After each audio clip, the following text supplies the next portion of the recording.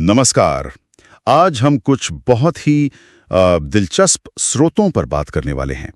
विषय है यात्रा और रोमांच। जी हाँ, हमारे पास रस्किन बॉन्ड की एक कहानी है द टनल, और एडना सेंट विंसेंट मिले की एक कविता ट्रैवल, और साथ ही पर्वतारोही अरुणिमा सिन्हा की अविश्वसनीय कहानी। हाँ बिल्कुल। ये तीनों स्रोत अलग अलग हैं, पर सब मिलकर जिज्ञासा, यात्रा की इच्छा और मानवीय जज्बे की कमाल की तस्वीरें दिखाते हैं। सही कहा।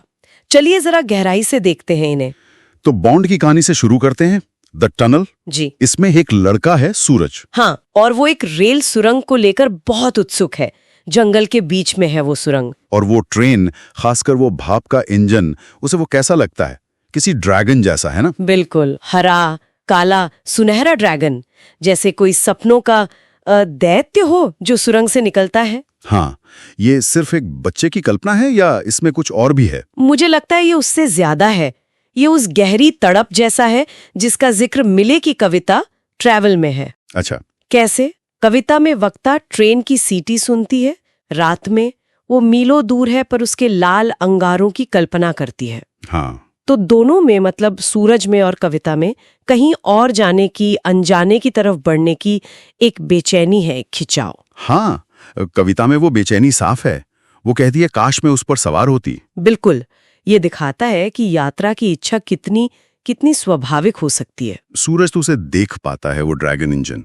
कवियत्री बस महसूस करती है। सही, लेकिन यात्रा का अनुभव हमेशा ऐसा काव्यात्मक नहीं होता। कभी कभी ये बहुत भयानक भी हो सकता है। आप अरुणिमा सिन्हा की बात कर रही हैं? जी, राष्ट्रीय स्तर की वॉलीबॉल खिलाड़ी थी वो। 2011 में एक ट्रेन यात्रा के दौरान कुछ लुटेरों ने उन्हें चलती ट्रेन से फेंक दिया। कितना भयानक हादसा। और उसमें उन्हें अपना एक पैर गंवाना पड़ा। जी, बायां पैर। लेकिन यहीं से कहानी एक असाधारण मोड़ लेती है। अस्पताल में ही? हाँ, अस्पताल के बिस्तर पर ही उस तकलीफ के बीच उन्होंने तय किया कि वो माउंट एवरेस्ट फतेह करेंगी।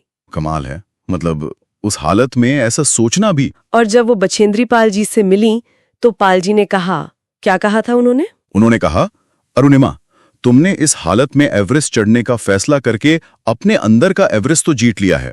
अब तो बस दुनिया को दिखाने की तारीख तय करनी है। क्या बात है! ये शब्द ही अपने आप में कितनी प्रेरणा देते हैं। और उन्होंने कर दिखाया। ट्रेनिंग ली और 2013 में वो एवरेस्ट फतेह करने वाली पहली भारतीय महिला एम्प्यूटी बनी। और वो रुकी नहीं। उसके बाद 7 समिट्स, 7 महाद्वीपों की सबसे ऊंची चोटियां, वो भी फतेह की। ये तो मानवीय इच्छा शक्ति का अद्भुत उदाहरण है। त्रासदी को प्रेरणा बना लेना। बिल्कुल, ये दिखाता है कि इंसान कैसे मुश्किलों को अवसर में बदल सकता है। अरुणिमा की कहानी बाहरी दुनिया पर जीत की कहानी है। हाँ, लेकिन एक और पहलू भी है जो हमें बॉन्ड की कहानी में वापस ले जाता है। सुंदर सिंह की बात कर रहे हैं आप? सुरंग का चौकीदार। हाँ, उसका जीवन अरुणिमा के जीवन से कितना अलग है। बहुत अलग। सुंदर सिंह जंगल में रहता है, ट्रैक के पास, शांत जीवन। उसका काम है सुरंग को देखना, उसे सुरक्षित रखना, और उसका मानना है कि जंगल शहर से ज्यादा सुरक्षित है। हाँ, और जब सूरज उससे पूछता है कि क्या सुरंग उसकी है, तो वो क्या कहता है? वो कहता है, हाँ, ये मेरी सुरंग है, मैंने सिर्फ सरकार को उधार दिया है। देखा?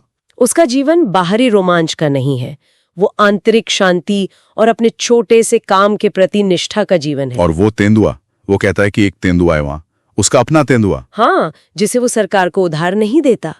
प्रकृति के साथ उसका एक अलग सीधा रिश्ता है। तो कुल मिला के ये स्रोत हमें यात्रा और रोमांच के कितने अलग अलग रंग दिखाते हैं ना? बिल्कुल। एक तरफ सूरज का वो मासूम विस्मय, ट्रेन का जादू, दूसरी तरफ कविता में वो यात्रा की काव्यात्मक पुकार, वो बेचैनी, फिर सुंदर सिंह की वो शांत संतुष्टि और कर्तव्यनिष्ठा, और आखिर में अरुणिमा सिन्हा का वो अटूट जज्बा जिसने शारीरिक सीमाओं को भी लांघ दिया। वही ट्रेन, किसी के लिए सपना है, किसी के लिए रोज का काम, और किसी के लिए जिंदगी बदल देने वाला मोड़। और ये सब हमें सोचने पर मजबूर करता है ना? जैसे बछेंद्री पाल ने कहा, क्या बाहरी चोटियों को फतेह करने से पहले अपने भीतर के एवरेस्ट को जीतना जरूरी है? हाँ, ये एक दिलचस्प सवाल है। या फिर सुंदर सिंह की तरह अपनी दुनिया में शांति और अपना कर्तव्य निभाना ही सबसे बड़ी जीत है? शायद दोनों में ही सच्चाई है। इस पर सोचा जा सकता है।